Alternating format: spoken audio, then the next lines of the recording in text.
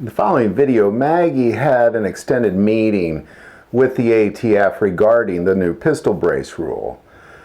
Because of YouTube's firearm policies, there were several parts that we talked about and showed that had to do with the ATF pistol brace rule that are in violation of YouTube's policy. So this is the edited version. To see the complete unedited version, which is about 15 minutes longer, you can see that on Patreon. That link is below.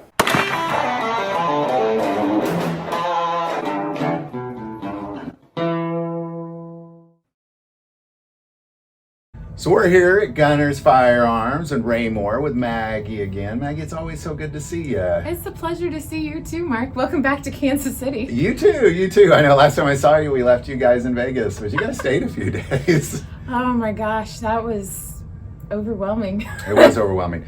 But, you know, talking to Laurel, we were so proud of what we did. Like, we rocked that show. We just really rocked that show.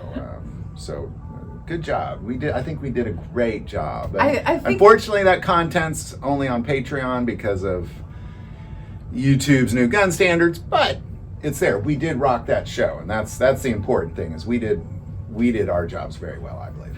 I want to go back to range day. I want to. Now that it's been weeks have passed, and I have started to forget about how miserable the weather was. Mm-hmm. Wish we would have shot more guns. I'm Me like, too. yeah, that could have been a lot more fun. Oh, but that weather was terrible. But still, it was awesome on a good day. That's right. And that was the cold. I'd never seen it that cold and windy before. That was the worst I'd ever seen it. In 5 years ago into that range day, that was the worst I'd ever seen it. So, you guys, it hailed that day. It did. It rained and hailed and wind and cold, like below freezing for sure. Yeah, that was just an experience. It was. The guns warmed us up.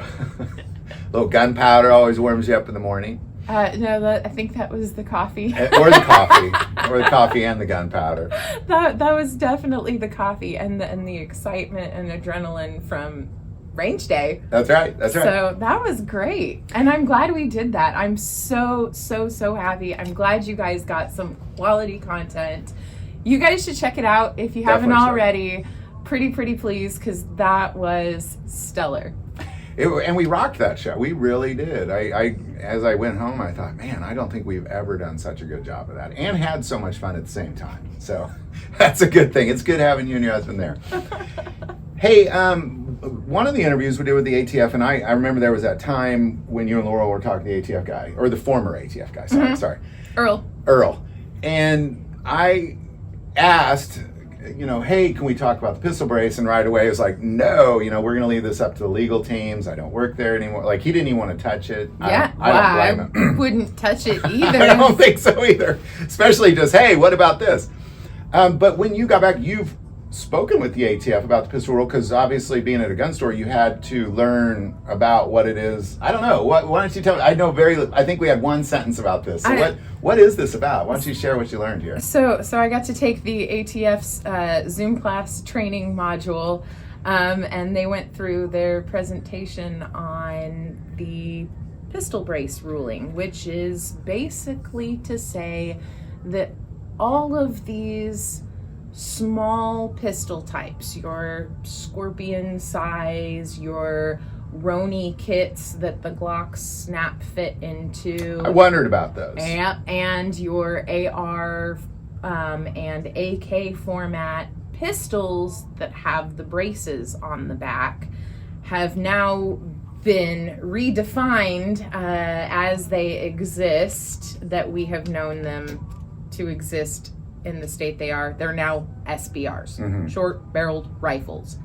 Anything that is a short-barreled rifle now falls under the NFA, National Firearms Act, and as NFA items, they do need to have a tax stamp attached to those serial numbers to have the configuration set up as you currently have known them to be. So anything that's got the brace on the back, those are SBRs now.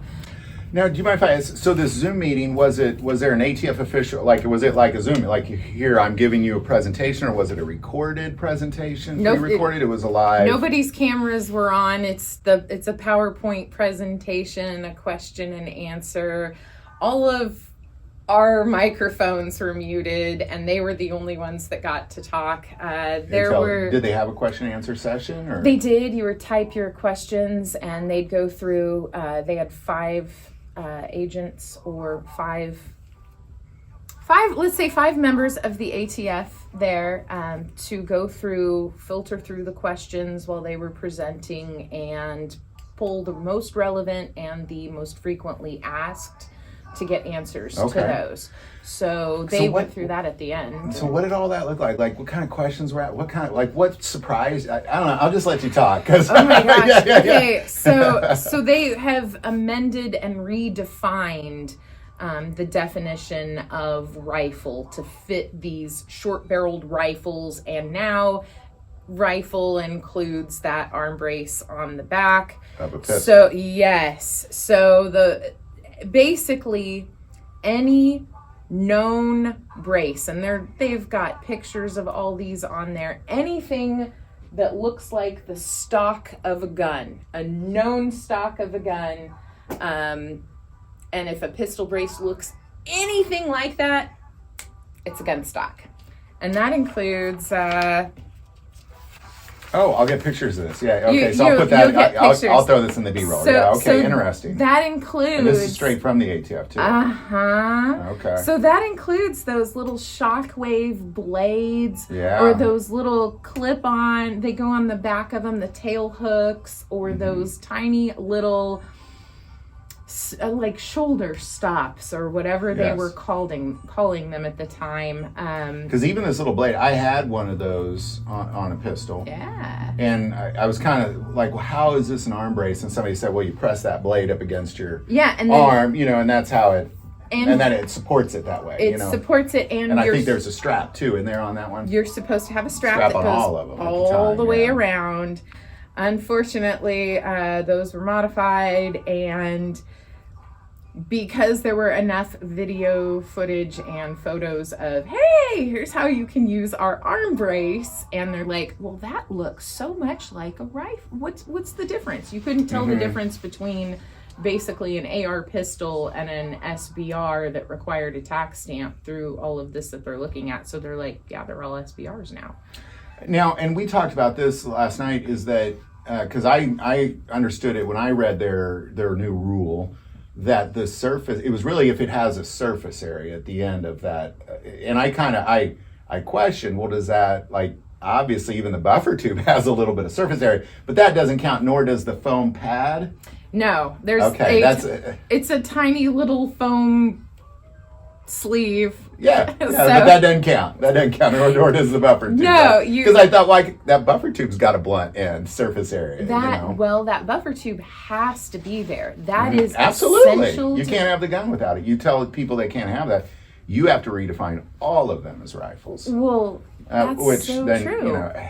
But that's how the firearm functions, by having that buffer tube on the back. So if you don't have that buffer tube on the back, unless you make it a piston driven, which some people have with their made AR pistols, piston driven, but you got to have the buffer tube. Pretty interesting how many people used to come in and probably will still come in, and they're like, I took the buffer tube off like they asked, and now it doesn't function. How many people have done, like, you've actually had people come in and say they took the buffer tube off like they asked, and now the gun won't function, like they fired it without the buffer tube? No, well, it won't really. Well, that's what I was wondering. It won't fire without the buffer tube, but yes. Well, I figured it might fire once, maybe, if you jam that. And this was happening also before the ATF made this decision and ruling, that people were like, well, I just want it to look like this, with the back end just flat, no brace, no stock, no nothing, then it's a pistol, but you're taking off something that is essential to the function of the gun, and your gun no longer functions. And occasionally, more than once, we had someone remove the buffer tube and go, I know my gun doesn't work. What gives? How do I do that? Well, you have to have the buffer tube on the back, but now you can't put any brace on the back. You can't put any stock on the back. It just has to be that smooth buffer tube, or you can put that little piece of foam on the back of there. Gotcha. So that is pretty much it.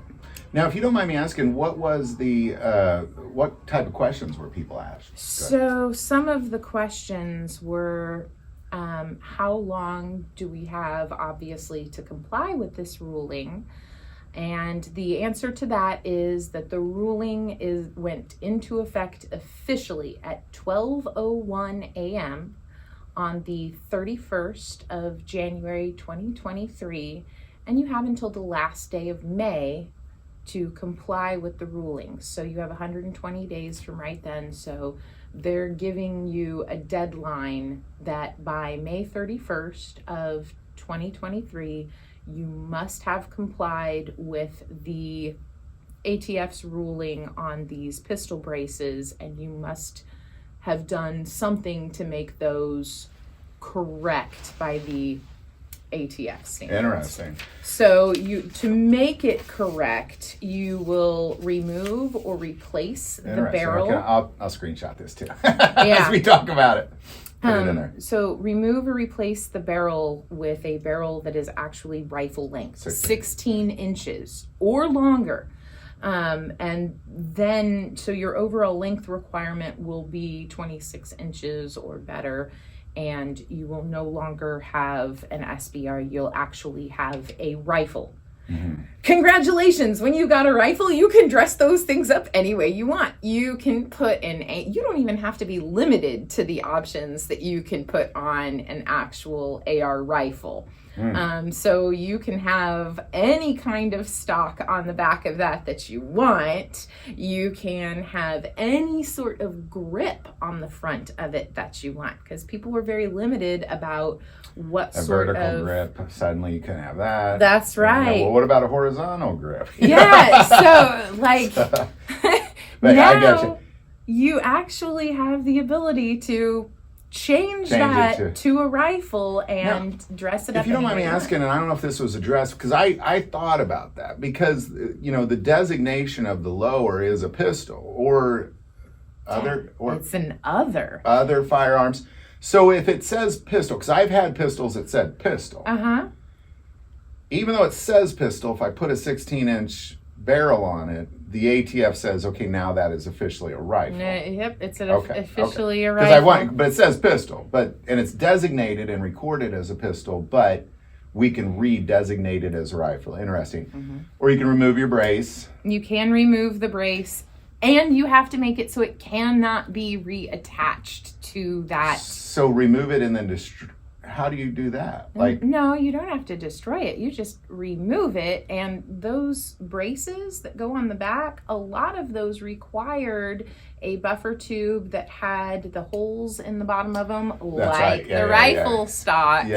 So you had rifle buffer tubes, you had pistol buffer tubes, because if you put one of the stocks on a pistol buffer tube, it just fell right off the end. You had to have those detents in there where it would... Interesting. So really, you kind of almost have to take off the buffer tube and then replace the buffer tube with a pistol buffer. Pistol buffer. Okay. So interesting. Or a 16-inch barrel. And I like this. It says forfeit firearms to local ATF office.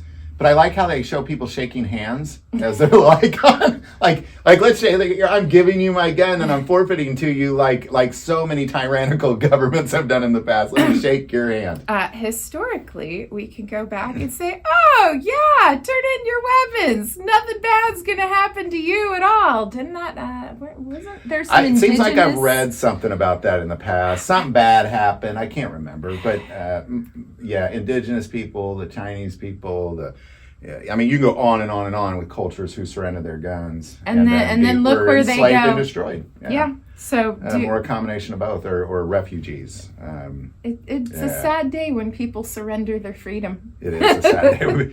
Or you can destroy your firearm. There you go. Don't do that. Or you could register and get a tax stamp, make it an SBR. So this is pretty cool that they are giving you 120 days, and they are waiving the Form 1 fee, which is a $200 tax Nice. stamp. Okay. And usually this was open only to people who had a manufacturing license of an SOT. Like, you actually had to pay for a special occupational tax for your FFL, and you had to have that specific number of special occupational tax standard to be able to turn a receiver into an SBR, or take a pistol and turn it into an SBR to be a manufacturer of these. So everyone in the United States, they're like, well, we're not going to make everybody pay for an FFL. We're not going to make everybody pay to have this SOT, because right now you're up to like a minimum of $700 right there just to own those. You don't have to do this. They're like, people aren't going to be able to afford this, especially if they have more than one. You have to have a tax stamp for every single one of those that you own now. Every single one. Okay. So they are waiving that within the 120 days. You go to they prefer it on their eForms website, I probably can't say that. but you can probably link to it or something like that. Google ATF. Yeah, so the eForm 1, and it'll take you to an actual .gov government website that is a secure website. You'll create an account, and then you basically are going to go through and list everything that they ask line by line from the actual firearms, and for each one, they will turn around and give you your very own tax stamp for each of those, and they're waiving that $200 fee per firearm. So if you go through the eForms and register those, and that is the option you decide to do, then they're not charging you for it. As long as it is within the 120 days of compliance, there is no charge. And the AR pistol, or the pistol with the brace, had to be in your possession before 12:01 a.m. on the 31st of January 2023. Oh, so I can't go out and buy one, like, let's say, I'll take this one over here. Like, I can't do that. Well, and you don't even have it. I'm sure you guys we don't have it. Yeah. I can't. But I could buy one and put one on, or I could not buy one now, put one on, and then qualify under that 120-day grace period. Gotcha. That's correct. Gotcha. That is absolutely correct. It has to be in your possession before this ruling went into effect, before they will allow you to get that free. Anything else, as of, like 12:01 a.m. on the 31st of December, or 31st of January, pardon me, those were null and void. They are no longer pistols. They are SBRs, and they will be transferred on Form 4s or Form 3s after that. So once you register these, they're yours for life. These are babies that you're not really gonna be trading or selling as easily as all of these others, because what it is going to require to transfer that particular serial number, once it has been made, an SBR has the tax stamp under the NFA, then you have to comply with all of the NFA guidelines for that particular firearm, which means if you wanted to sell me one of those, we have to do a Form 4 for the transfer between you to me, and I'm going to get fingerprinted, I'm going to get my background check, I'm going to pay $200 to transfer that item from. Manufacturers have been doing this for decades. Before that, you're basically getting the privileges of a manufacturer. You can, if it is an item that doesn't have a serial number, that you have built yourself from an 80% or something, now you can get those stamped, get those registered. Kind of like a manufacturer. Exactly, like the way Colt does it, the way Smith & Wesson does it, the way SIG, Kimber, you get a one-time free license to manufacture a Kind firearm. of, now, before we stop, was there any significant questions that came out? Did you happen to ask any questions, or? I was very interested in listening to the other questions that were coming in. One of them that I thought was interesting was that they kept reiterating that parts are not regulated. You can have all the parts you want. So if you strip all of these parts off of your pistol that have made it into an SBR and you take it back to the bare bones pistol format, but you still have all the parts, they don't regulate the parts. You can keep the parts.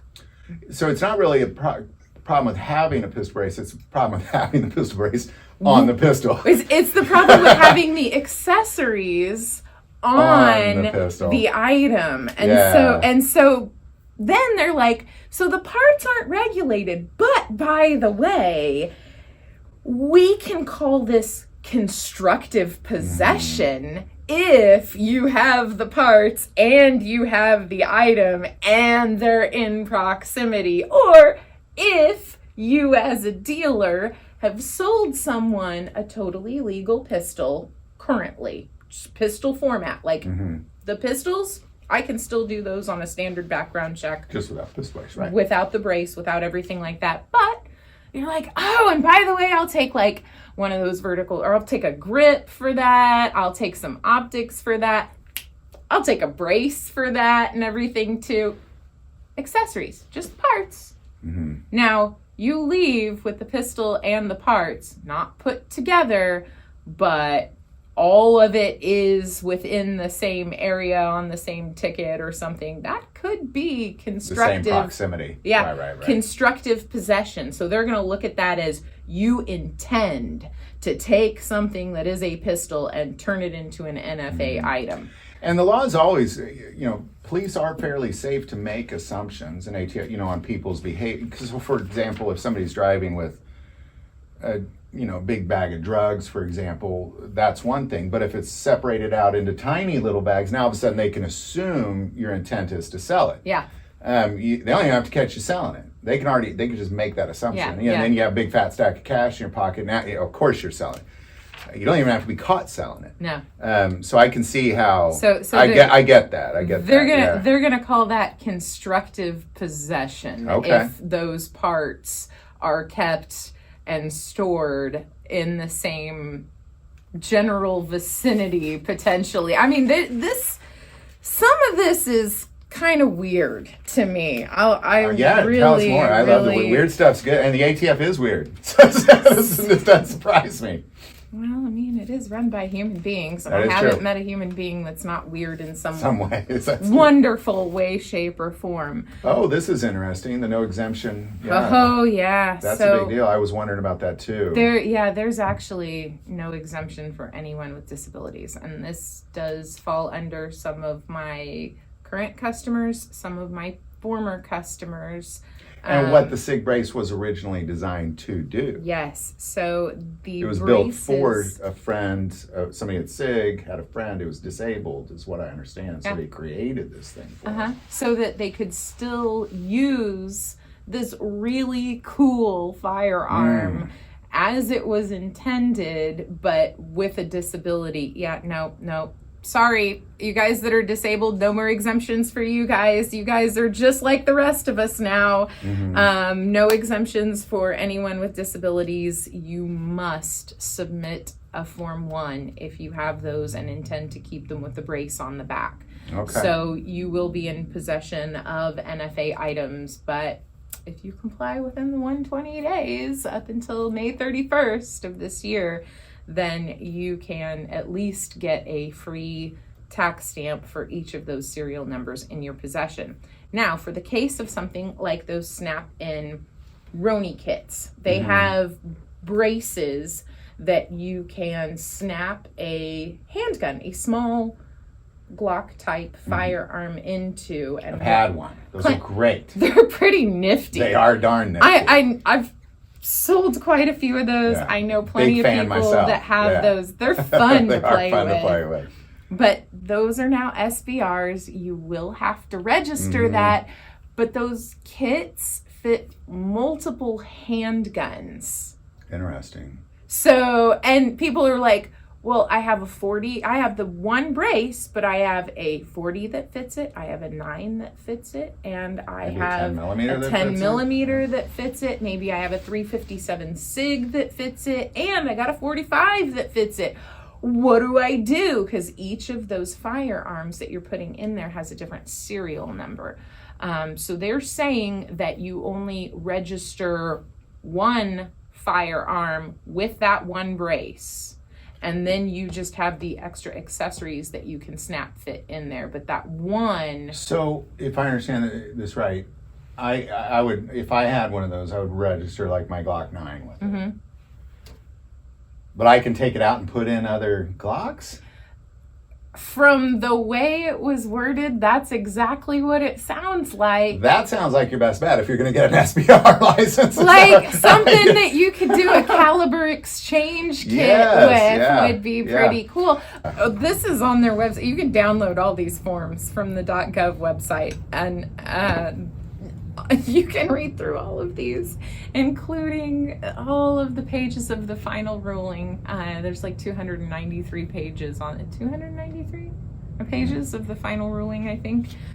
So, you know, nice, light, legalese reading. Yeah. So you go to bed. Put you right to sleep every night for however many weeks it takes you to get through it. It takes me a couple months, actually. So this was their worksheet for factoring criteria for rifled barreled weapons with accessories, and so commonly referred to as, in quotes, stabilizing braces. So they assign a point value to each item. Interesting. And so if your score is less than 4 points on this particular worksheet, you have a pistol. Interesting. If your score hits 4 or higher, you got an SBR. And so they have gone through and given you, under each single one of these headings, you have an option Gosh, here. That's a lot of detail. And a weighted value on there. But look at this. So, like, they're setting this up, I mean, with heavy point values for these items, like anything that has a surface area on the back. That's 3 freaking points on there. And then if the material added to increase the rear surface area, so if what you put on the pistol has some sort of shouldering surface and it's based on the known shoulder stock design. In other words, if any of these look like any actual rifle stock that exists, 5 points. Then it's 5 points. Boom, right there. You're out. You got an SBR. This is fascinating. Yeah, I'm going to screenshot this. I'll put that in. You guys can, and we'll hold it here while we talk too. So your length of pull, your attachment method, your stabilizing brace modifications or configurations. Look at this. It's an immediate 4 points if your strap was removed from your arm brace at any time. It is an immediate SBR if the brace accessory can be shouldered, or if it's an originally shoulder stock and it has been modified for brace applications. And this is just... So, you got hand stop, secondary grip, 4 points for a secondary grip. So that's kind of messed up, because what about, like, the little tiny grips that kind of... The angled forehand grip. Does that count? So... Gosh, this is great, because it just says... Presence of the secondary grip. So a vertical grip. The one that but comes... it says any grip. Hang on. I'm asking. Sorry to get Peripheral accessories. Presence of a hand stop. 2 points. 2 points. Boom. But 4 points for one of these. So really, in the end, you can almost not have a shoulder stock on it. But if you have the wrong it's an SVR. That is crazy. So there's a lot of stuff on this list. Right? So this was stuff that they went into, and this was their factoring worksheet. This is how they determined, well, is it... The length of fire counts against you? I mean, goodness gracious. Thank you for this information, by the way. I was reading through this. This is way better than reading 300 pages. I was reading through this. It's a long video, but it's way better than reading 300 pages. Was just absolutely flabbergasted by what they have come out with on their point values, and this is fascinating. Well, Maggie, gosh, thank you so much. And gosh, this has been a great video. I think we got about 40 minutes in on this. I really don't know if this is great. This seems like... Well, it's good information to have. It's not great. But it's great information to have. But this is bad news. This is kind of messed up. Terrible. This is like telling all those Tesla owners, yeah, you can own a Tesla, but if you change the horn sound to anything other than a horn, so if you're driving something that's now illegal. Well, I mean, this is what happens. This is good. Well, Maggie, gosh, thank you so much. I'm going to include these documents here, at least the screenshot of them, so people can look at them while we talk. But thank you so much for taking the time. How long was this class, if you don't mind me, or the Zoom meeting? The Zoom meetings they tried to keep it to about a 90-minute, an hour and a half. Okay. Some of them were a little longer, some of them were a little shorter, depending on how many questions were thrown out there. They did 4 virtual training sessions on Eastern time. So if you didn't get to one of those Zoom meetings, you can still go to their website and you can download all the documents that they went through. You can flip through that PowerPoint presentation, and this is an open.gov website that you don't need to log in or be part of the government to access. Anyone can access this information and see how they are determining what is now classified as an SBR. And the first step is taking my guns. Yes. Yeah, that's what you need, because once you take my guns, then the criminals, they're not going to use guns because it's not fair. They're like, oh well, why in the world would I harm a good law-abiding citizen? An unarmed good law-abiding citizen. Shooting fish in a barrel is what it is at that point. So. Well, gosh, Maggie, thank you so much. Good stuff here. I mean, well, terrible news, but great information, and we really appreciate it. So thank you for sitting through that 90-minute meeting and then sharing it with us for 45 minutes. I will say, kind of at the end, if you're watching this on YouTube, that there's obviously parts of this conversation. Oh, this is going to be highly edited for YouTube. Highly edited. We talked, I think we're like 48 minutes we've been talking, and probably going to be about a 25, 30-minute video. Oh my gosh. So to see the full thing, go to Patreon. It'll be there. But it's really, there's just stuff we can't show you, obviously, on film. So, Well, Maggie, gosh, thank you so much. We really appreciate it. Thanks for the information. Thank you for letting us come here and talk with you at Gunners. Yes. And we'll just keep talking. Yes. All right. See you next time, everybody. Bye-bye.